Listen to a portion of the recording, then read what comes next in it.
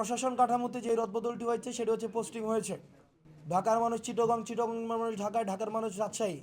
অর্থাৎ তার আহতের রক্ত এবং শহীদের রক্ত হাতে নিয়ে তারা বাংলাদেশের বিভিন্ন জায়গায় পোস্টিং হয়েছে।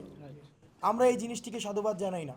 তাদের দৃষ্টান্তমূলক শাস্তি হওয়া উচিত এবং তাদের দ্রুততম সময়ে শাস্তি নিশ্চিত করা উচিত, এবং আমরা তাদেরকে সন্দেহের ঊর্ধ্বে রাখতে চাই না। যারা এই 16 বছর হাসিনার লেসপেন্সারগিরি করেছে, সুবিধা নিয়েছে, যারা এই ফেসিবাদ কাঠামো প্রতিষ্ঠিত করেছে, তারাই আবার অন্তর্বর্তীকালীন সরকারের আমরা যে শক্তি, আমরা যে এই বাংলাদেশ গঠন করছি, এই গঠনে তারাই আবার এখন সহযোগী হিসাবে রূপ পাল্টিয়েছে। সুতরাং তাদের এই পাল্টানো রূপকে আমরা স্বাগত জানাই না। এই জন্যই আমরা দাবি তুলেছি যে অ্যাডমিনিস্ট্রেটিভ রিকনস্ট্রাকশন বা রিস্ট্রাকচার সেটি হতে হবে।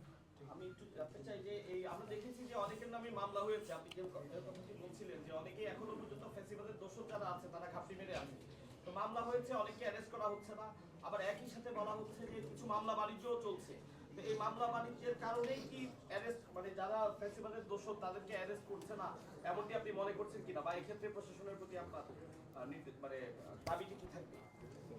আমরা রাষ্ট্রের বৃহৎ স্বার্থকে উপেক্ষা করে কিছু রাজনৈতিক দল তারা এই রাষ্ট্রের বৃহৎ যেই লক্ষ্য, জনমানুষের আকাঙ্ক্ষাকে বৃদ্ধাঙ্গুলি দেখিয়ে তারা মামলা বাণিজ্য মেতে রয়েছে।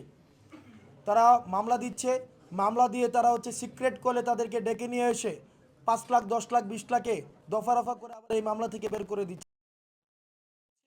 প্রকারান্তরে পেসিভভাবে এই বাংলাদেশের শত্রু।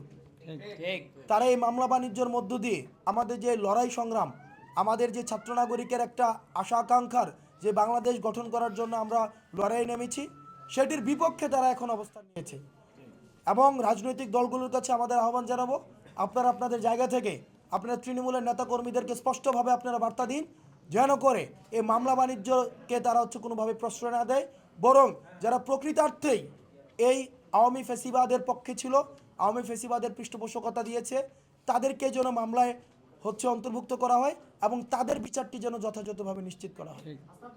ভারতের সাথে বাংলাদেশের যে সম্পর্ক, এটার ক্ষেত্রে যে চুক্তিগুলো বিদ্যমান, সেই চুক্তিতে বাংলাদেশ যদি চায় শেখ হাসিনাকে ভারত দিতে বাধ্য। এই মুহূর্তে আসলে ভারত যে উস্কানিগুলো নিজ উদ্যোগে দিচ্ছে, সেটার উদ্দেশ্য কি আসলে শেখ হাসিনাকে বাংলাদেশে ফেরত পাঠাতে না হয়, সেজন্য কি বাংলাদেশ ভারতের সম্পর্কটা থেকে একটা বৈরীভাব তৈরির চেষ্টা করছে কিনা? দেখেন, বাংলাদেশ এবং ভারত স্বাভাবিকভাবে এই যে বাংলাদেশকে ভারত দেখতো 8 সিস্টার হিসেবে, যে তাদের 7 সিস্টারের পাশাপাশি বাংলাদেশটা একটা 8 সিস্টার। আপনারা দেখেন, ভারতের কোনো পার্শ্ববর্তী দেশের সাথে তাদের ভালো সম্পর্ক নেই।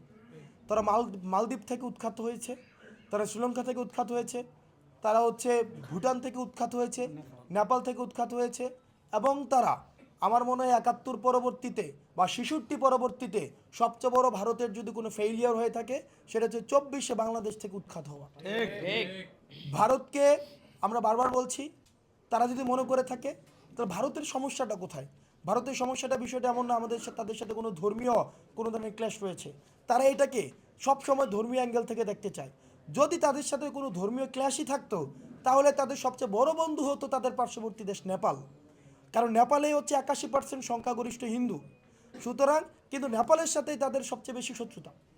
তো সুতরাং তাদের সাথে যে আমাদের প্রবলেমের জায়গাটা, সেটা ভারতের আধিপত্যবাদ নীতি। ভারত মনে করে থাকে তাদের আধিপত্যের যে আগ্রাসনের দৃষ্টিতে তারা বাংলাদেশকে দেখতে চায়।